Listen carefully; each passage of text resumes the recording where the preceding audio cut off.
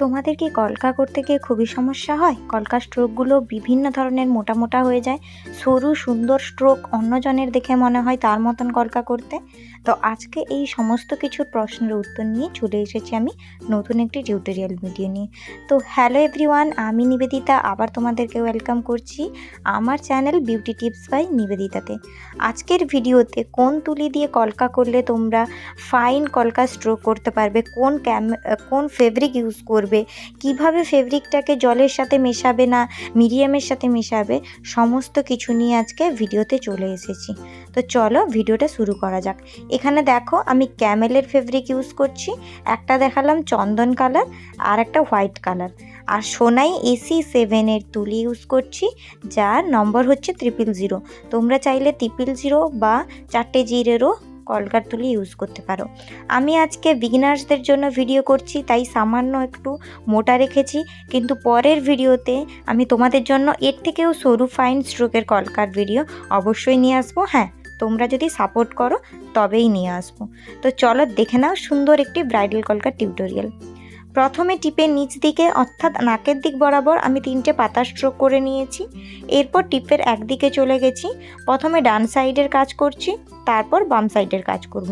টিপের বাম দিকে আমি একটা কমা স্ট্রোক করে নিয়েছি। এগুলো কিন্তু সবই বেসিক স্ট্রোক। তোমরা যারা যারা বেসিক স্ট্রোক করতে পারো না, প্রবলেম হয়, কোথা থেকে টানবে বুঝতে পারো না, তারা কিন্তু আমাকে কমেন্ট বক্সে জানাতে পারো, আমি অবশ্যই তোমাদের জন্য টিউটোরিয়াল ভিডিও নিয়ে আসবো। এরপর কমার ঠিক ওপরে আমি ডট দিয়ে ডটটাকে রাউন্ডভাবে ঘুরিয়ে নিয়ে একটা পেঁচানো স্ট্রোক করে নিয়েছি। তোমাদের যদি আমার চ্যানেলের ভিডিওগুলো দেখতে ভালো লাগে তাহলে প্লিজ চ্যানেলটিকে সাবস্ক্রাইব করে পাশে থাকো এবং পাশে থাকা বেল আইকনটি ক্লিক করে নিও পরে এইভাবে আরও নিত্য নতুন টেকনিক শিখে নেওয়ার জন্য এবং ডিজাইন, ব্রাইডাল মেকআপ এবং বিভিন্ন ধরনের ইনফরমেটিভ ভিডিওর জন্য। দুদিকেই এরকম বাঁকানো করে নেওয়ার পরে যে কমাটা করে রেখেছিলাম ওর পেটটাকে আমি ডি আকৃতির করে ভরাট করে নিয়ে মোহ বা আম কলকা করে নিচ্ছি। এর ক্ষেত্রে কলকাটা আমাদের একটু ভরাট লাগে এবং দেখতে সুন্দর লাগে। ওপরের করে রাখা ডটটার পাশ অংশে ঠিক একটা ছোট্ট করে ডট দিয়ে ওপর দিকে লাইন টেনে নিয়ে পেঁচানো ডটটার মধ্যে ঢুকিয়ে নিচ্ছি। এরপর যাব টিপের ওপরের সাইডে অর্থাৎ আমাদের সিঁথির দিকের পোর্শনটাতে। সেই পোর্শনে গিয়ে আমি ছোট্ট একটা কমা করব এবং কমার উপর ডেকোরেশনের জন্য ডট এবং লাইনস ইউজ করব।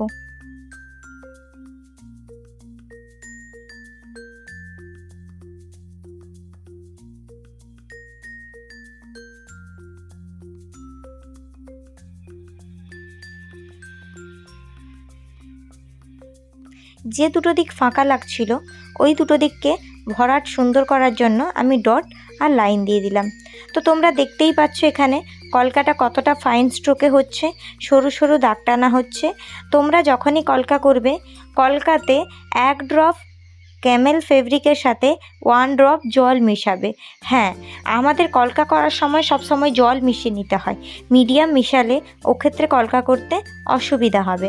আর তুলির ওপর একদমই প্রেশার দেওয়া যাবে না, যতটা সম্ভব হালকা হাতে তোমাদেরকে তুলিটা চালাতে হবে।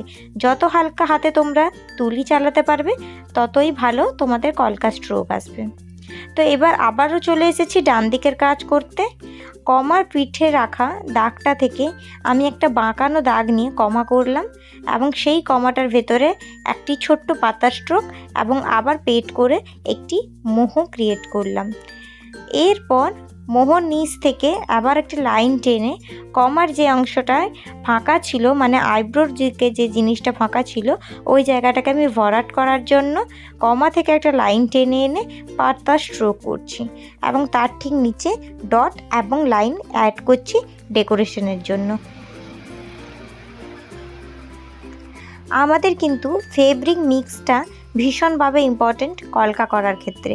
তোমরা যদি ফেব্রিক শুকনো বা বেশি পাতলা জলে গুলিয়ে দাও তাহলে সেক্ষেত্রে কলকার স্ট্রোকটা মোটেই ভালো আসে না আর সেটা দেখতেও ভালো লাগে না। এবার ওপরের থাকা ভি অংশতে আমি একটা ডট কমা আর একটা পাতা অ্যাড করে নিচ্ছি। এইভাবে আমি অপোজিট সাইডেরও ডেকোরেশনটা করে নেব।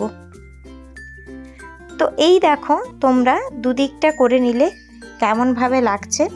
এই যে দুদিকের কাজটা করলাম, এটা একটা সিম্পল হলো রিসেপশন কলকা, যেটা দেখতে খুবই সুন্দর লাগবে, তোমরা ক্রিয়েট করে দেখতে পারো।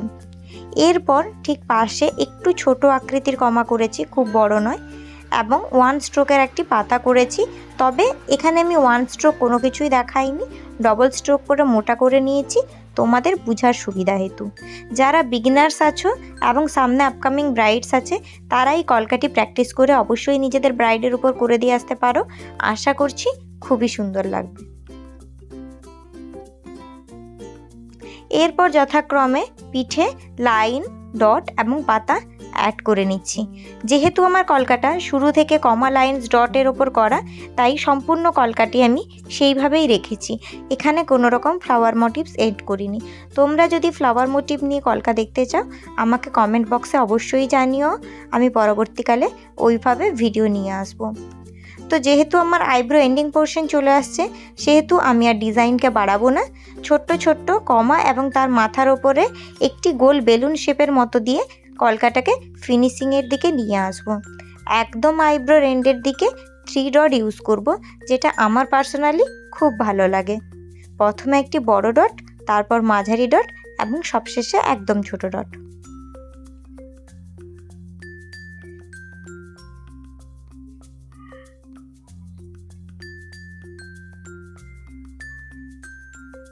একইভাবে অপোজিট সাইডেরও কলকাটা করে নিলাম। যে দুটো জায়গাতে ফাঁকা লাগছিল, দুটো ডট ইউজ করলাম। তো কেমন লাগলো কলকাটি জানাতে ভুলো না। ভালো লাগলে প্লিজ চ্যানেলটিকে সাবস্ক্রাইব করো, ভিডিওটাকে একটা লাইক করে দিও, আর পাশে থেকো, পরবর্তী ভিডিওর জন্য ওয়েট করতে থাকো।